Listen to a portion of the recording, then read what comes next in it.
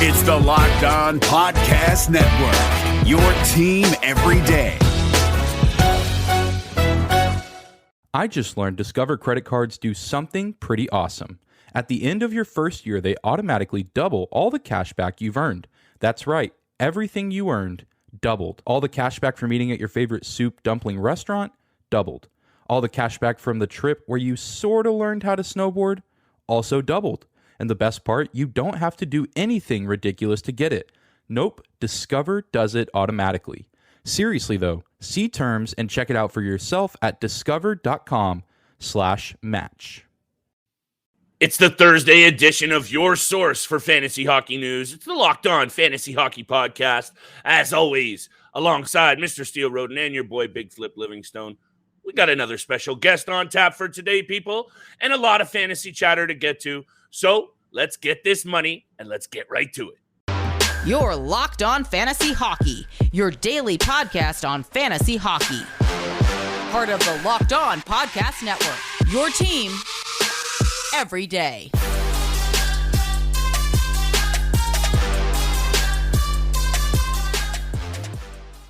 What is going on, everybody? Happy Thursday. Welcome back inside the lab, and thank you for making us your first listen every single day. Another special episode on today's version of the Locked On Fantasy Hockey Podcast, where we are joined by friend of the show and longtime fantasy guru of theScore app, Mr. Josh Wegman. He'll be on in a couple of minutes here to break down all of his biggest surprises and disappointments from the fantasy season that we just had. And, of course, he's going to dive into the playoffs that are upcoming with Steele and I. We have some questions for him that I know all the listeners out there are going to want to hear his responses to. Thank you for joining us for today's episode, Steele. I'm excited to get Josh on here. I'm very excited as well. Many questions, X factors for the postseason. It's been a long time since we have Josh on here as well. So I think a couple of months at the latest. But let's get him on here so we can get all these answers or these questions answered. And joining us once again, friend of the show and returning guest, Mr. Josh Wegman, longtime writer, editor of theScore and fantasy guru. Welcome back, Josh. Thank you so much for taking the time. As always, it's playoff time, and we're excited to have you. Yeah, thanks for having me on, guys. I appreciate it. Of course, man. Anytime, honestly. The listeners and, of course, Steele and I also appreciate picking your brain. I like trying to get a leg up on the competition. Speaking of which, the fantasy season is basically closed. So I need to know, first of all, how did you do this year? How are you doing overall? And hit me with a couple of biggest surprises. It can be good. It can be bad. Players, teams, otherwise. I just need your overall takeaways on some big surprises and some big disappointments because I think there's some obvious ones. Okay, so yeah, I'm only in 2 leagues actually. I've got like a keeper league with a bunch of my friends from back home, and then I've got the office league at theScore. I won the office league, even though I picked Matthews first overall over McDavid, mainly because this league weighs goals more heavily. And like I came into the year thinking Matthews could maybe score 70. So, but you know what? I still managed to win it somehow. But keeper league, I finished first in the regular season, but lost in the semis. Ran into a bunch of injuries, had Svechnikov, Yossi, Makar, Konechny. Tough. Yeah, a bunch of guys went down. But yeah, it was a good year overall, though. Got some takeaways, some big surprises. Thought Nuge, man, where did that come from? 100-point season. That has to be, I think, the biggest surprise of the year, maybe. And I don't know if he can necessarily repeat it, but, you know, it's a heck of a season, though. Carlson, too. I mean, I love Erik Karlsson, and I didn't necessarily think he was completely washed, but I don't think anyone anticipated a 100-point season for him. So another big surprise I thought this year, I want to shout out Clayton Keller. Thank you. He had a heck of a season. He has 85 points right now. And, you know, he's playing on a garbage Arizona team where he is the main focus every night for the opposition. And he broke his leg at the end of March last year. So he spent his whole offseason basically rehabbing from that instead of training for the upcoming season. He still had a great year. So I just wanted to shout out Clayton Keller. I think both Steele and I are big fans of Clayton Keller. And actually, you mentioned Ryan Nugent-Hopkins. NHL.com's fantasy squad had him as their breakout forward of the season. And I think breakout for me means he might do it again. And I just don't think he's going to be able to scrape that 90-point plateau. But also, hey, the sky's the limit with Edmonton Oilers offense and power play. So if he gets any peripheral assists or points by getting even a couple of minutes with Draisaitl and McDavid, maybe he can do it because of how special that duo has been. But Steele, you have a question for Josh, or do you want me to keep firing? I was just going to say another surprise for me. Probably I'm the only one that is surprised by this is Elias Pettersson cracking 100 points as well. I know Flip, you were very hot on him. You know, we had that side bet, so I owe you $20 on Elias Pettersson getting over 80 points. But to me, that was a big surprise. He took a real big stepping up season for the Vancouver Canucks. Obviously, a very chaotic season, but he's got a very bright future ahead of him in Vancouver if he does end up staying there. I totally agree with you, my friend, and I do want to flick this over Josh's way, but a big disappointment, I think. We can start with Huberdeau. You can go to Uyghur. You could even talk about points of the season, Elias Lindholm, Nazem Kadri. Anyone not named Tyler Toffoli, fantasy-wise this year, I think was a bit of a disappointment. Markstrom, where do the Calgary Flames go from here, Wegman? Because it obviously is not the postseason.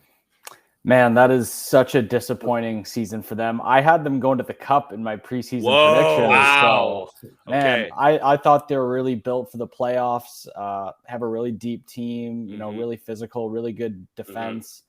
And you can kind of point their disappointing season to two main players. I know it's a team sport and you hate to single people out, but Huberdeau obviously is the main one, like you said.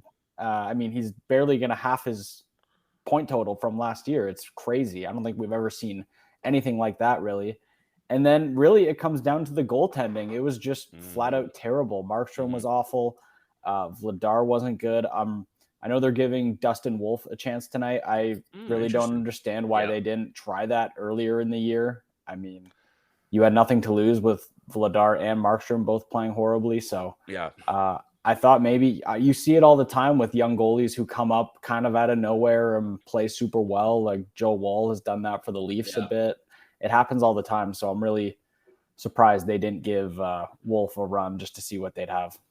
Yeah, honestly, Flip and I were just talking about this, our last episode, about what the heck's going on with the Calgary Flames. And yeah, Huberdeau, Markstrom, totally the number one players on the team that should take accountability. But for me, I think a lot of the blame should go on Daryl Sutter, because we were talking again about this the other day, Flip, about some of the decisions he's made over not just the entire season, but the last month. Like, why are you starting Jakob Markstrom in back-to-back games when you've got 6 games left in the season and you've got 2 crucial points in that back-to-back against Chicago and Vancouver? Why are you sending Nick Ritchie out in the shootout in a crucial game against Nashville in a shootout instead of Huberdeau or Tyler Toffoli or Elias Lindholm? It just, to me, the coaching decision from Daryl Sutter this entire season, sticking to Jakob Markstrom as long as he's done. Like, imagine what Edmonton would look like right now if they didn't go to Stuart Skinner, if they stuck with Jack Campbell. So to me, I think the coaching decision, I don't think Daryl Sutter is going to be back.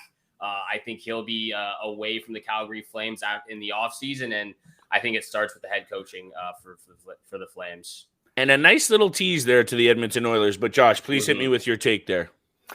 Yeah, I agree on all fronts there with the Flames. It's easy to question a lot of the decisions Sutter made.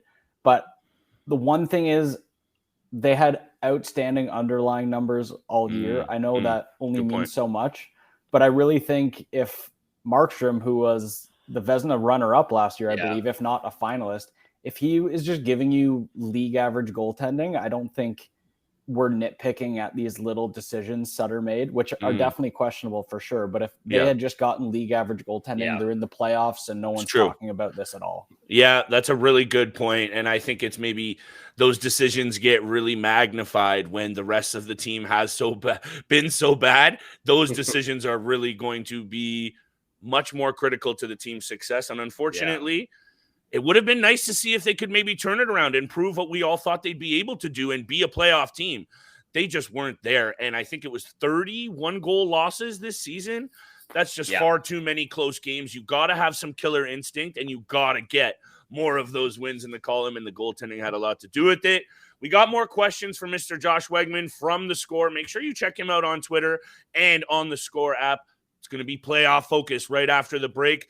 X Factors, his predictions for next season maybe, and a little bit of everything in between. But I got to pay the bills, baby. Today's episode is brought to you by Built Bar. Looking for a delicious snack, but you don't need all the sugar and calories. You need the best tasting protein bar ever. That's Built. You got to try it. What makes Built Bars so good? For starters, they're covered in Steele's favorite 100% real dark chocolate.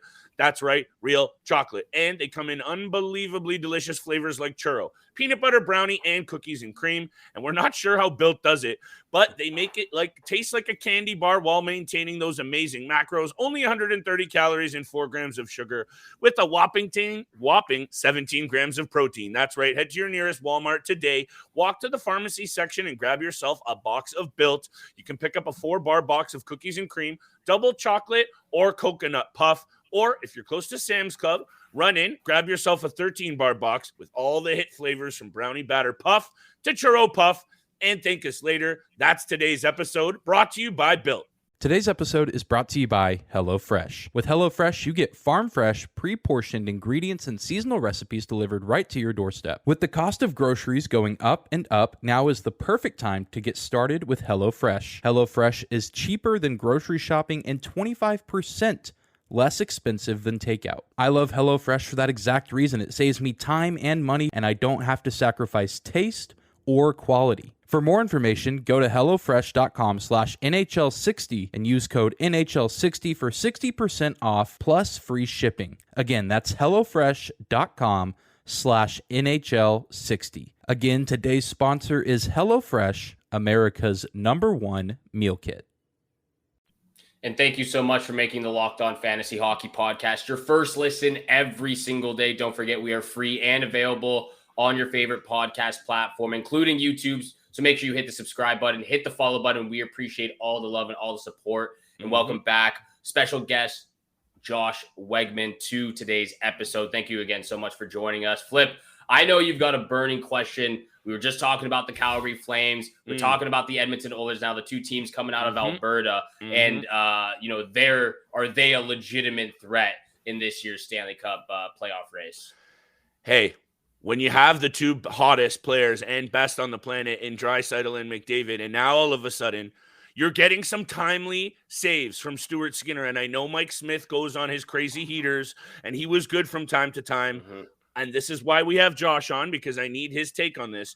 To me, now they have a goaltender that can maybe steal them a game or two. Is it a big ask? Yes, but I think it was even bigger for a veteran Mike Smith who really goes off the rails like that. Stuart Skinner, to me, Josh, is right there. Does he have the experience? No. But now they bring in Matthias Ekholm, which has looked like a very, very good move from Ken Holland. Evan Bouchard has been rejuvenated over the last month. What is your take with the Edmonton Oilers, my X Factors, Bouchard and Skinner? Can this team win a cup? Absolutely, they can. And I'll tell you what, if I had to pick one team to come out of the West and win it all, Edmonton would be my pick. There you go. I just think the way McDavid's had such a historically great season, Draisaitl's been firing on all cylinders all year. Same with Nugent Hopkins, Kane, Hyman, all these guys are having career years. I think this is the year for them to really go on the run. And again, just because the West is so wide open, if Colorado were healthy, that would be maybe a different story. But with all the injuries they've had, we don't really know what's happening with Landeskog. Makar's banged up right now.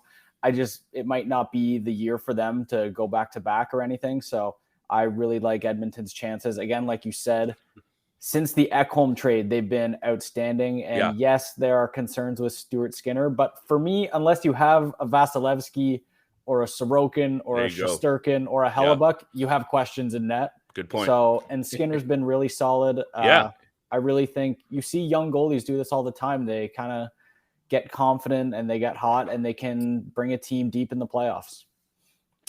I think the importance of his confidence off the jump, if he can even get one or two good games under his belt, I really do think the sky's the limit for this Oilers team. And you mentioned that Western Conference is wide open, and I still think I would tip my hat slightly, just slightly, to the Stanley Cup champions in terms of who would I be favoring, but that's only because of how good Alexander Georgiev has been this year. He's sneaky good and, in my opinion, deserves a Vezina nod. He's been that important for that banged-up team. But goaltending, if you don't mind, we got to talk about the Toronto Maple Leafs because there's too many e-bugs going on right now at this time of year for me, Josh. And I understand Matt Murray. I understand the cap situation, and they have to get a little creative here. But when you're days away from facing a team that has been to the Stanley Cup 3 straight times and just beat you last season, I know it was Game 7, and I know it could have gone either way. What is your take with this situation that I hope you're okay with me calling a powder keg situation? Because if Samsonov goes down, as much as I like Joe Woll and what he's done in his limited time this season, I'm getting real concerned about another good year going off the rails way too early. Yeah. You know, again, like I said, unless you have one of those elite, you're too confident, guys, Josh. You're too calm. I'm all riled up over here. Again, unless you have one of those elite guys, like I said, like Vasilevsky, Shesterkin, you're never going to feel too comfortable in net. And for one of those next tier of goalies, I'm pretty confident in Samsonov. He's been really consistent this year, really good from start to finish. I know he's a little banged up now, but I think they're just kind of being extra cautious. Especially they didn't want to play him against Tampa the other night. But I think if that was a playoff game, he would have been good to go. That's just my guess. But, he's been really solid. And honestly, Joe Woll, he's been great. So if he has to get called upon in the series, I won't be like, oh no, Wall's coming in. Like, this is scary. Like, just because you see young goalies come in and do this all the time, like we were talking about with Skinner, I think Woll could have that same ability. I mean, in a perfect world, he's not playing in this series at all, right? Like, Samsonov is going to get the call, and then we don't really know what's going on with Matt Murray with that head injury, so I would assume he doesn't play either. But I think you kind of roll the dice with Samsonov and hope you play really good D in front of him. And again, this is a Leafs team that's better in every facet of the game than they were a year ago. That's true. That's true. I think defensively, I think they have more depth. And again, I think the goaltending's better too. So could this be the year? I don't know. It remains to be seen. Hey, you are like a piece of Zen confidence over there, Josh. It's like you almost haven't watched any first-round playoff exits from this team, which I know isn't the case. 27, 10, and 5 with 4 shutouts Samsonov this season, and perhaps most impressive. And you know me, Josh, when it comes to stats with goalies, my favorite, and I think a lot of numbers that indicate how good the team has been around him, save percentage, almost .920, tied for 7th in the NHL this year. And let's just see what happens. My goodness, I'm ready for the puck to drop on this playoffs already. Steele, if you're okay, I got one more question for Josh, and then maybe you can fire away with a final one. Again, make sure you're checking out Josh on Twitter and the theScore app for that NHL content. And finally, I don't know about this, boys. This Boston Bruins team, and I sent you some of my thoughts earlier, Josh, and I don't know what you thought about this one, but I think they're in for a rude awakening.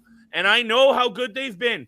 Best power play, one of the best penalty kills, good at both ends, Vezina winner probably in Ullmark, one of the best backups in the business in Swayman, balanced everywhere you look.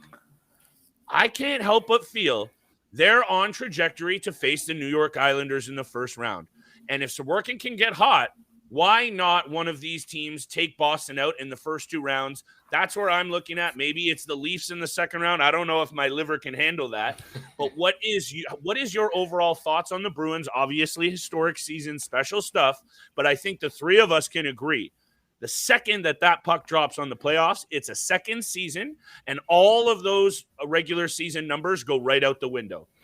Absolutely. I understand your skepticism flip for sure. I mean, we've seen this happen before, right? Tampa Bay Lightning, 2019, historically great season, get swept by Columbus in round 1. So it's not unprecedented for this to happen, especially like you said, if they face the Islanders with a goalie like Sorokin, he can definitely stand on his head and steal a series all on his own.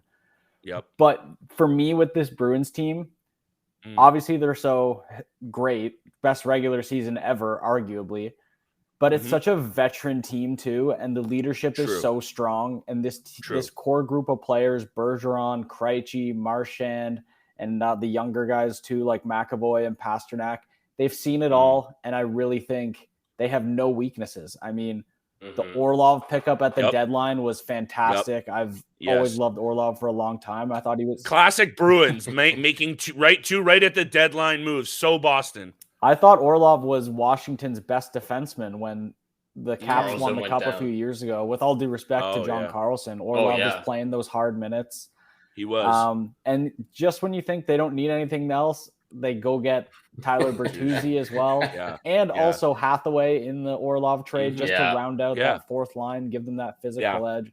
So this is a team that's had the best regular season, but they're also playoff built. And that's why I think it's still hard to doubt them, despite the fact, again, there's a President's Trophy curse and nothing is guaranteed in the Stanley Cup playoffs. So true. And I think the excitement is palpable. I've been saying for weeks that, we're hockey degenerates around here, and I get very excited for this time of year. That first 7 to 9, 10 days of the playoffs when there's 4 or 5 games every single night, you absolutely can't beat that action. But this year, I don't know what it is. I'm just more excited than usual. So many good teams, especially in the East. Right after the first round, there's going to be some good teams on the outside looking in. And I think I got one more question. If you're K-Steel, I'll fire away. And again, thanks so much for joining us today, Josh. But some good teams already out. Buffalo, Ottawa, obviously Washington missing the playoffs for only the 4th time in Ovechkin's career.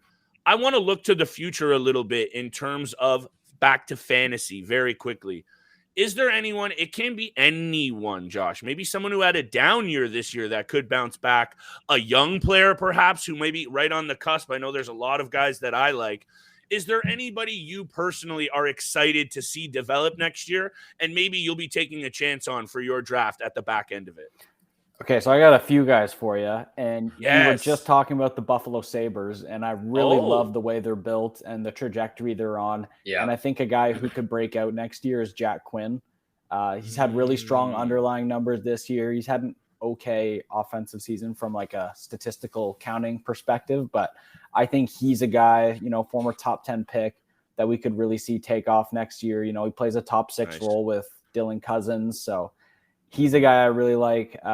Another one, I think you mentioned him earlier as well. It's a little more obvious, but Evan Bouchard.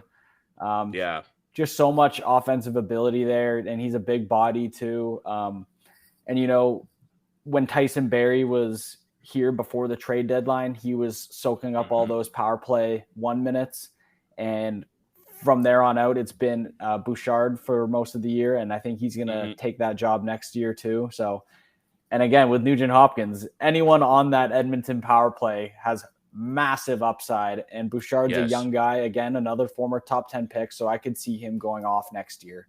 And my last guy, I know he's already had a bit of a breakout year, but I just think the sky's the limit with him, Matt Boldy. He's got great size, great shot. He just has a super high motor. I love the way he plays. I know he has, 30 goals, 60 points this year, but I could see another huge step next year. I think you're music to both of our ears because I think we've been trying to tap into that Sabres gold mine for a little while. And I said gold mine and not gold mine because there are a lot of offensive pieces coming up. I even like some of those more under the radar guys and Peyton Krebs, JJ Peterka. I think that team is going to be absolutely loaded. If they can get some goaltending out of Levi or even Pekka Luukkonen, I don't know who's it's going to be. But obviously, that's been letting them down. Dahlin's step forward this year, I think, has really reinvigorated that blue line big time. Owen Power, not even scratching the surface. Love it, Josh. I absolutely love when you come on this show. So do the listeners. I hope everyone on today's episode has enjoyed having Josh on. Make sure you check him out on Twitter and on the theScore app. And Josh, enjoy the playoffs. Enjoy the spring. Go Jays as well, and we'll have you back on in the postseason for sure, my friend. Yeah, thanks, guys. It's always great to come on and chat. Really appreciate it. This episode is also brought to you by Game Time. Have you ever really wanted to go to a game or a big event but couldn't find any last-minute tickets at a great price? Buying tickets to your favorite event shouldn't be stressful whatsoever. Game Time. It's the fastest and easiest way to buy tickets for all the sports, music, comedy, and theater shows near you. With killer deals on last-minute tickets and their best prices guaranteed. You can stop stressing over the tickets and start getting hyped for all the fun. Just the other day, I bought tickets to a Dallas Stars versus Vancouver Canucks game 20 minutes before puck drop, and it was a great time at a great price, and I'm sure I'll be using Game Time again this summer for UFC 289, which takes place at Rogers Arena. When buying tickets so close to Game Time, the Game Time app has incredible prices like flash deals on last-minute tickets, images so you can see the views from your seat before you buy the tickets, and lowest price guarantees, event cancellation protection, and job loss protection. Game Time is amazing for spontaneous adventures. Forget planning months in advance. Game Time has the deals on tickets right up to the day of the event. Get exclusive flash deals on all the events before the event starts. The Game Time guarantee means you always get the best price. If you find tickets in the same section and row for less, Game Time will credit you 110% of the difference. It's the fastest growing ticketing app in the country for a reason. Tickets are sent directly to your phone, so you never have to worry or dig through your mail or your bag. Snag the tickets without the stress with Game Time. Download the Game Time app, create an account, and use code LOCKEDONNHL for $20 off your first purchase. Terms apply. Again, create an account and redeem code LOCKEDONNHL for $20 off. Download Game Time today. Last-minute tickets, lowest price guaranteed. And Attention shoppers, we now have Taste in the Bread aisle with Dave's Killer Bread. I'm David Harrison of the Locked On Commanders podcast, and that's right, an organic bread that's no longer a sedative for your taste buds. Dave's Killer Bread is on a mission to make the most of the loaf, to rid the world of GMOs, high fructose corn syrup, and artificial ingredients, and plant the seeds of good in all that they bake. Killer taste, killer texture, always organic. Dave's Killer Bread, bread amplified. Thank you so much for making the Locked On Fantasy Hockey Podcast your first listen every single day. Don't forget, we are free and available on your favorite podcast platform, including YouTube. So make sure you hit the subscribe, hit the follow button. We appreciate all the love out there from our listeners. Let's get over to Big Time Bets, where the money is made. Second last day of the regular season. We are recording a little bit early, so either all the teams are set in stone for the postseason, or if the Islanders lost against the Montreal Canadiens, the Penguins have a chance against the Columbus Blue Jackets to win and make the postseason. That's where I'm going to start off with my bets. Penguins on the money line against the Columbus Blue Jackets. That's my first pick. Second pick of the night, I'm going to take the Avalanche on the money line against the Winnipeg Jets. And my lock of the night, I'm actually going to take the Arizona Coyotes on the money line against the Vancouver Canucks at home. They play great at home. We were just hyping up and pumping up our boy Clayton Keller over there as well. So those are my three picks, and that's my lock of the night. Appreciate that, Steele. And honestly, this is the time of year where you ease up off it, right? Because there is no way that you can handicap games with teams resting so many guys in the lineup.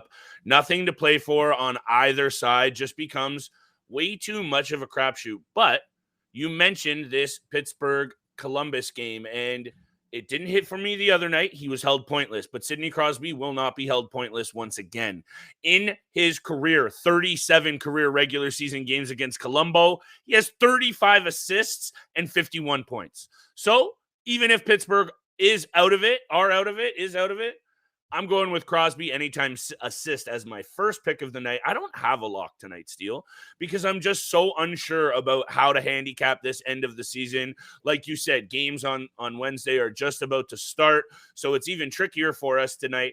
But the Toronto Maple Leafs playing against the New York Rangers, absolutely nothing to play for. I know the Rangers don't as well, but Toronto has had trouble playing in New York, and they only have 2 points out of the last 10 games against the Rangers. Give me the Rangers on the money line, easy and simple. And the last game I wanted to look at, because as much as the Philadelphia Flyers do not play well on the road, they have been in a bit of an improved team for me this year at times. They've looked okay, bad still, but some really good young pieces coming up there. Owen Tippett, a good year. Konechny, a really good year. We've talked about Cates. We've talked about other pieces there. They also have points in 8 of their last 10 games against the Blackhawks. give me the Philadelphia Flyers on the money line, and that's my third pick of the night. No lock tonight, Steele. I would say throw a $5 bean at all 6 of our picks or split it in half, 3 and 3, and really ease off and save your money for next week. Was just about to say that. Save some money for the postseason because those matchups will be intense in the first round of the playoffs. Going to be crazy. Thank you so much for making the Locked On Fantasy Hockey Podcast your first listen every single day. For your second listen, though, check out Game to Game, every moment, every performance, every result. Locked On Game to Game covers every game from across the NHL with local analysis that only Locked On hosts can deliver. Thank you again so much for tuning in for today's episode with Flip and I. Have a great day. Good luck with all your bets out there, and we shall see you back here again tomorrow. Peace.